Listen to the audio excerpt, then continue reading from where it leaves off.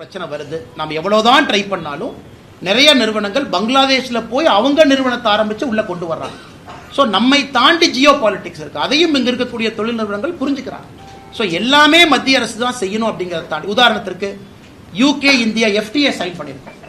இது எத்தனை ஆண்டு காலமாக டெக்ஸ்டைல் இண்டஸ்ட்ரியினுடைய கோரிக்கை, ஃபார் ஹவு மெனி இயர்ஸ். இன்னைக்கு அதை நடத்தி காட்டியிருக்கோம். நம்ம வந்த பிறகு டெக்ஸ்டைல் செக்டருக்கு எத்தனை FTA நம்ம கொடுத்துருக்கோம் மட்டும் பாருங்க மேடம், எத்தனை FTA கொடுத்துருக்கோம். அதனால் என்னை பொறுத்தவரை பண்றோம், செஞ்சுட்டு இருக்கோம் மேடம், இன்னும் செய்யணும், அது எந்த மாற்று கருத்தும் இல்லை. அதே நேரத்தில் 2014 இருந்த மாதிரியே 2025 அந்த சப்சிடி கண்டினியூஷன் அப்படிங்கிறது என்னை பொறுத்தவரை கஷ்டம். But wherever possible we are solving their pain. Sir, அவங்க சொல்றது மெயினா ரா மெட்டீரியல் பிரைஸ் ஹைக் தான் பிரச்சனைங்கறாங்க. அதை தீர்க்கறதுக்கு will you facilitate with the central government? அண்ணா, அதான் எங்க கடமை, அதான் எங்க வேலை. நான் சொல்றது அந்த நிறுவனத்தினுடைய முதலாளிகளோ நிறுவனத்தினுடைய யார் இருக்காங்களோ they are continuously in talks, continuously engage பண்ணிட்டு இருக்காங்க. அந்த இரண்டு பெரிய நிறுவனங்கள் மார்க்கெட்டை கேப்சர் பண்ணி அவங்க ஆர்டிபிஷியலா அந்த ரா மெட்டீரியலுடைய பிரைஸ் என்ன வைக்கிறாங்களோ அதை உடைத்து இந்தியாவில் இருக்கக்கூடிய சிறு குறு நிறுவனங்களும் மேன்மேடு ஃபைபர்ல வரணும் அப்படிங்கறத நோக்கம்.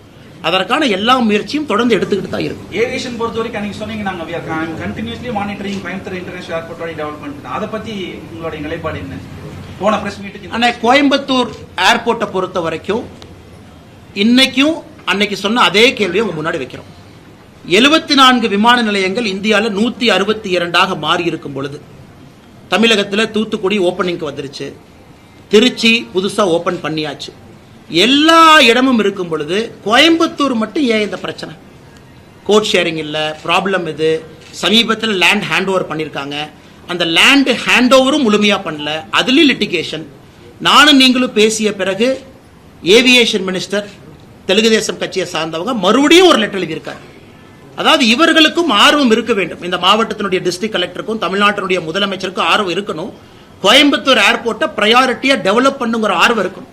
சும்மா பேருக்கு நாம கொடுத்தோம். இன்னைக்கு 100% கோயம்புத்தூர் ஏர்போர்ட்டுடைய விஸ்தாரம் ஆகாம இருப்பதற்கான காரணம் நமக்கு டெண்டர் நோட்டிபிகேஷன் ஒரு நாளுங்கன்னா லேண்ட் இன்னும் கொடுத்தே முழுமையாக இன்னும் அவங்க லேண்ட் ஹேண்ட் ஓவர் பண்ணாம இருக்கிறாங்க. முழுமையா ஹேண்ட் ஓவர் பண்ண மறுபடியும் ஏவியேஷன் மினிஸ்டர் ரிமைண்டர் லெட்டர் எழுதியிருக்காங்க. கடந்த முறை வானதி ஸ்ரீனிவாசன் அவர்கள் கோயம்புத்தூர் தெற்கு தொகுதியினுடைய MLA முதலமைச்சரை பார்த்த பிறகு 2 நாட்கள் கழிச்சு TRB ராஜா அவங்க சொன்னாங்க லேண்டை கொடுத்தாங்க. முழுமையா கொடுத்தாங்களா? கொடுக்கல. இருந்த ஏவியேஷன் மினிஸ்டர் மறுபடியும் கடிதம் எழுதுறாங்க. அந்த அக்கறை பண்ணி லிட்டிகேஷன்ல ரிமூவ் பண்ணி கொடுக்க வேண்டியது இவங்க கடமை. எப்படி மத்திய அரசு இங்க வந்து லிட்டிகேஷன் அவங்க பொறுப்பு எடுப்பாங்கன்னா மாநில அரசு தான் காரணம். அதே தான் சொல்றேன்.